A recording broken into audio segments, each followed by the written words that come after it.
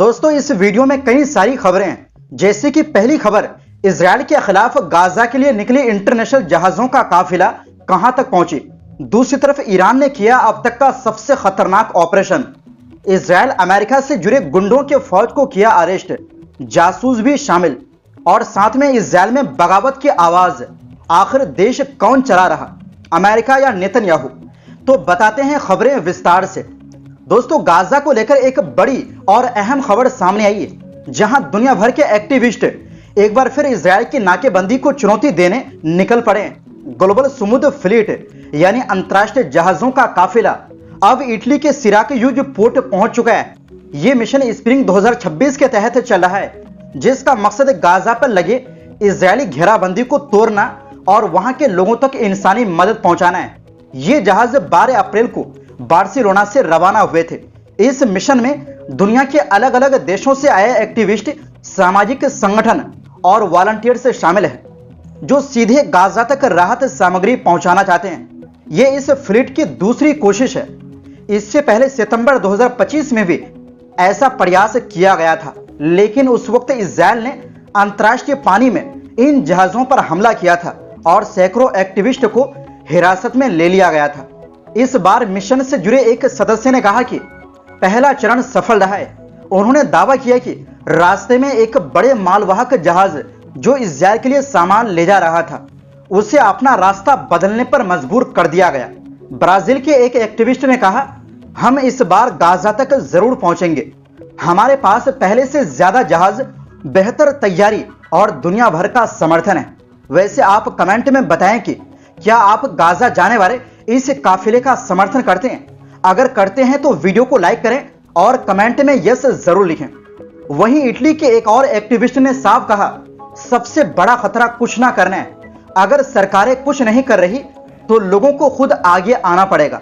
इस मिशन से जुड़ी प्रवक्ता ने बताया कि गाजा की हालत अभी भी बेहद खराब है, इसलिए यह अभियान फिर से शुरू किया गया है। उनका कहना है कि इस बार स्पेन, इटली, ग्रीस और तुर्की समेत कई देशों के करीब 100 जहाज इसमें शामिल हो सकते हैं।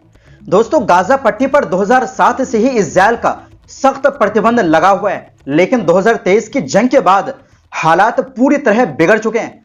हजारों लोगों की जान जा चुकी है, शहरों का ढांचा लगभग तबाह हो गया है और खाने पीने, दवाइयों और ईंधन की भारी कमी है।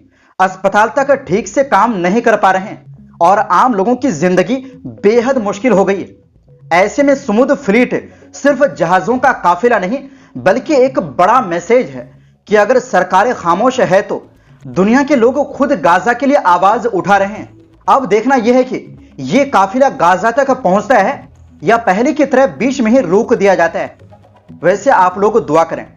और इस बीच दोस्तों गाजा युद्ध के बीच वेस्ट बैंक और गाजा के कुछ हिस्सों में नगर पालिका चुनाव शुरू हो गए हैं। ये चुनाव इसलिए खास है क्योंकि जंग के बाद पहली बार हो रहे हैं, लेकिन माहौल में जोश कम और निराशा ज्यादा दिख रही है। करीब 15 लाख लोग वेस्ट बैंक में वोट देने के हकदार हैं, जबकि गाजा के देर अल बलाह इलाके में करीब 70,000 लोग वोट डाल रहे हैं। सुबह 7 बजे से मतदान शुरू हुआ, लेकिन पहले 5 घंटों में सिर्फ 15% वोटिंग हुई, यानी लोगों का भरोसा काफी कम नजर आ रहा है। इस चुनाव में मुख्य मुकाबला फतेह है, यानी अब्बास समर्थित उम्मीदवारों और कुछ स्वतंत्र उम्मीदवारों के बीच है।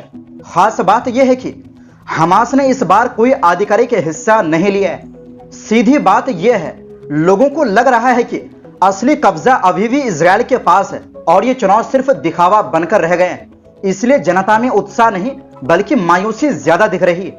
वहीं दूसरी ओर दोस्तों ईरान में बड़ी कार्रवाई की खबर सामने आई है, जहां IRGC की इंटेलिजेंस यूनिट ने पश्चिमी इलाकों कुर्दिस्तान और करमन शाह में कई ऑपरेशन चलाकर दुश्मन से जुड़े नेटवर्कों को खत्म करने का दावा किया है। ईरान का कहना है कि ये सभी ग्रुप एंटी रेजोल्यूशन थे और उन्हें संयुक्त राज्य अमेरिका और इजराइल से समर्थन मिल रहा था। आरोप है कि ये लोग ईरान के पश्चिम सीमा से हमलों का रास्ता तैयार कर रहे थे। अगर कुर्दिस्तान प्रांत की बात करें तो यहां IRGC ने बड़े स्तर पर ऑपरेशन चलाया, कई संगठित नेटवर्क तोड़े गए, 11 लोगों को गिरफ्तार किया गया, 1 मारा गया और भारी मात्रा में हथियार बरामद हुए, जिनमें 8 RPG लॉन्चर और 2000 से ज्यादा गोलियां शामिल हैं। इसके अलावा 73 और लोगों को भी पकड़ा गया जो देश के अंदर सक्रिय बताए जा रहे थे। एक तस्करी गिरोह भी पकड़ा गया जिसके पास AK-47 राइफल, हजारों राउंड गोलियां, RPG, डेटोनेटर और सैटेलाइट इंटरनेट डिवाइस मिले। वहीं करामन शाह प्रांत में भी बड़ा एक्शन हुआ जहां 155 लोगों को गिरफ्तार किया गया। इनमें से 144 लोग अवैध हथियारों के कारोबार से जुड़े बताए गए हैं। यहां से भी कई हथियार और गोलियां जब्त की गई। सबसे बड़ी बात, ईरान ने दावा किया कि 4 जासूस पकड़े गए हैं जो इजरायल की खुफिया एजेंसी मोसाद से जुड़े थे। उनके पास से हथियार, विस्फोटक सामान और गोला बारूद बनाने का उपकरण मिला। ईरान का कहना है कि इन लोगों को मोसाद की तरफ से पैसे भी दिए जा रहे थे। इसके अलावा 7 ऐसे लोगों को भी पकड़ा गया जो बम बनाने और सरकारी व सैन्य ठिकानों पर हमले की तैयारी कर रहे थे। और इसी के साथ दोस्तों, इजरायल के अंदर इस समय गुस्सा और बहस तेजी से बढ़ती जा रही है और इसकी सबसे बड़ी वजह है प्रधानमंत्री बेंजामिन नेतन्याहू। आरोप ये लग रहे हैं कि नेतन्याहू ने इजरायल के फैसलों की आजादी को कमजोर कर दिया है और देश को एक तरह से अमेरिका पर निर्भर बना दिया है। यानी अब युद्ध हो या शांति, फैसले तेल अवीव नहीं बल्कि वाशिंगटन से तय हो रहे हैं। यह विवाद तब और बढ़ गया जब अमेरिकी राष्ट्रपति डोनाल्ड ट्रंप ने लेबनान के साथ सीज फायर को बढ़ाने का ऐलान किया। इजरायल के अंदर इसे ऐसे देखा जा रहा है कि जैसे असली कंट्रोल अब अमेरिका के हाथ में है। रिपोर्ट्स के मुताबिक ये नाराजगी सिर्फ विपक्ष तक सीमित नहीं है बल्कि सरकार के अंदर, यहां तक कि सेना और बड़े नेताओं के बीच भी ये बात उठ रही है कि नेतन्याहू अब स्वतंत्र फैसले लेने की स्थिति में नहीं है। अब नेतन्याहू क्या कह रहे हैं ये भी सुन लीजिए। उन्होंने एक तरफ कहा कि इजरायल लेबनान के साथ ऐतिहासिक शांति की दिशा में बढ़ रहा है, लेकिन दूसरी तरफ सेना को पूरी छूट दी है कि वो हमले जारी रखें।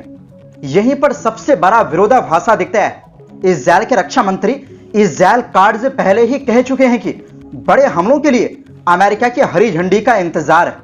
इससे साफ हो जाता है कि आखिरी फैसला अभी भी अमेरिका के हाथ में है। अब सेना का दबाव भी बढ़ रहा है। इजरायली सेना चाहती है कि लेबनान में और ज्यादा कड़े हमले किए जाएं, क्योंकि उनके मुताबिक हिजबुल्लाह बार बार सीज फायर का उल्लंघन कर रहा है। इस पूरी स्थिति में नेतन्याहू एक डबल गेम खेलते दिख रहे हैं। एक तरफ लेबनान सरकार से बातचीत और दूसरी तरफ जमीनी स्तर पर हिजबुल्लाह पर लगातार हमले। यानी बातचीत ऐसे जैसे जंग नहीं हो रही और जंग ऐसे जैसे बातचीत नहीं हो रही।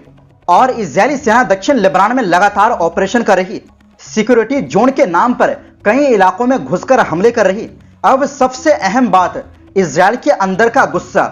लोगों और एक्सपर्ट को लग रहा है कि अमेरिका ही सारे फैसले ले रहा है, चाहे सीज फायर हो या उसका बढ़ाया जाना।